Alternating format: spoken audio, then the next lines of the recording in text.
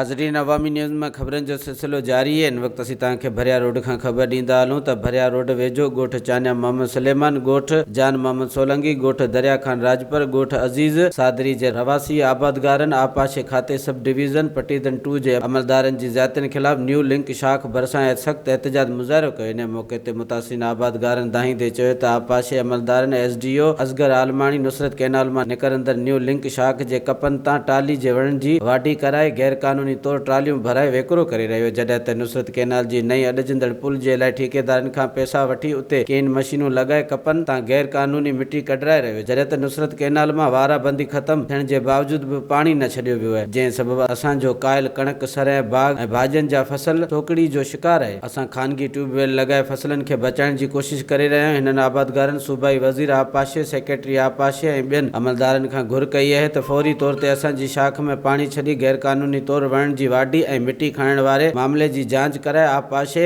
अमलदारनि ख़िलाफ़ कदम खयां वञनि। वधीक ख़बरनि ऐं तफ़सील जे लाइ विज़िट कयो असांजी वेबसाइट awamiNewsHD.com ऐं ॾिसंदा रहो अवामी न्यूज़ HD।